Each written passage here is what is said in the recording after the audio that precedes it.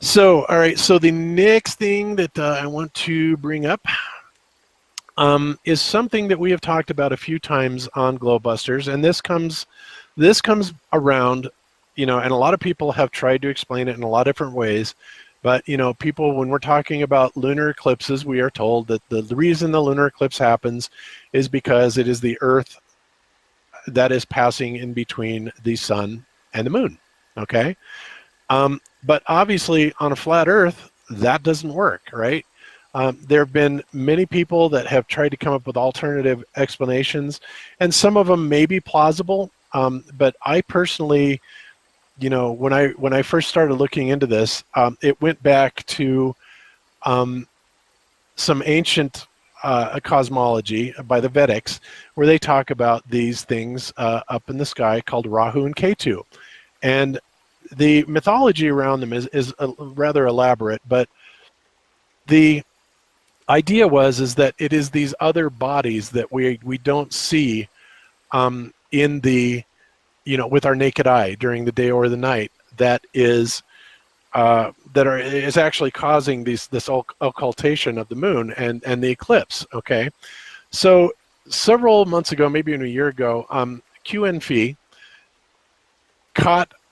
made this video, and there was a specific plane ride trip that was made where people got on this plane so that they could go and view the solar eclipse. Okay, and you know, I think it was largely a propaganda campaign because they really didn't cover much of anything.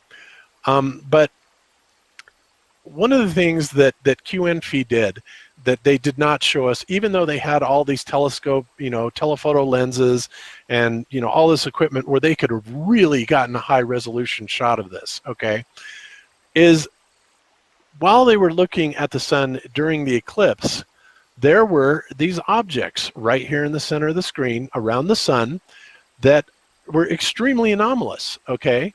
And a lot of people will say, well, those are just, you know, dings on the window or whatever, but no, that's not the case either, and QNF actually documents this quite well, that they are actually out there with this, with the sun, and it appears that these are the objects that are actually causing the occultation of the sun or the eclipse, okay? So when you look at these things and we play this video, you can see that they're moving with the sun, okay? And you can see the things on the windows that are staying stationary. But if you look at these things right here, they're actually moving with the sun. And in order to get this, QNF basically had to do a digital zoom off of somebody's shot that should have been using their optical zoom and actually catching this well.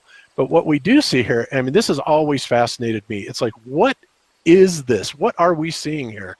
That's absolutely phenomenal, you know, whatever it is that we're seeing here. But it appears to be this chain of orbs that are around it. And of course, Rahu is described as just that. Rahu is the head of the serpent, and if you look at this, it kind of looks like a serpent that actually, quote unquote, swallows the sun or the moon or whatever, right? So this is all fine and dandy and cool. And so, you know, we've kind of left it alone. It's always fascinated me, but recently somebody came out with a video that actually gave another perspective on this. It was probably done from the same plane, but it was clearly done from a different seat, and it's actually much higher resolution. So I'm going to show that to you now. And let me give credit. And I'm not sure where this came from. The guy's channel is MGTV, and he may have gotten it from somewhere else, but I don't know. So if I've got the wrong source on this, I apologize. So let's look at this and see what he came up with. And so here's this. And again, you can see this is clearly a different seat. The window isn't as dinged up. And lo and behold, if you look at this, and I will put this in for those that you may not be able to see this on the rebroadcast, but lo and behold, now we have these orbs that are still there in different orientation during this eclipse. So again, one has to ask oneself, what in the world are we seeing here? These orb-like objects that are kind of, you know, chained together in some sort of a serpent fashion. Is the ancient Vedic tale of Rahu and Ketu true? This would certainly seem to lend a lot of evidence or credibility to that idea. But the fact that we were able to get a completely different perspective on this through a window that wasn't nearly as dinged up, it to me was just absolutely priceless. So again, what do you guys think about this? Yeah, it's awesome. It fascinated me from when it was first released, and I'm not sure what those things are, but if it is something like that's described in Rahu and K2, then it makes a lot of sense that there could be some, I don't know, it's hard to describe, maybe semi-translucent bodies that we don't see all the time except under very certain circumstances. At high altitudes during an eclipse, it's almost like you can barely see the outline of them. So whatever they are, they're very interesting, and I don't think that they're supposed to be planets, right?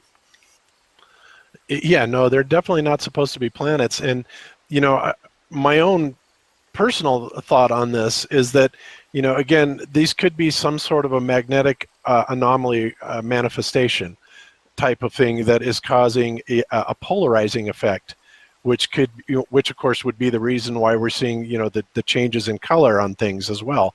And we of course have done a presentation. I did a presentation a few months ago about some of the Faraday effects, and one of the Faraday effects, of course, the primary one is the polarizing capability of magnetic fields. Magnetic fields can also bend light very much, and there's several other things that the Faraday effects, let's use that in plural, can actually do. And I think this, of course, has a great deal to do with why we get apparent positions of the sun and moon when they clearly can't be where we are perceiving them to be, because the geometry doesn't work out even on a flat plane, right? So I think that part of this magnetic construct may be creating these node points, and that's maybe what Rahu and K2 are magnetic nodal points that are causing these occultations. Now, I don't know this for a fact, but I'm throwing things out there because, again, you got to think outside the box to try and understand what we're seeing here. But this is fabulous evidence, that seems to agree with ancient cosmology, and I just, I can't dismiss it that easily.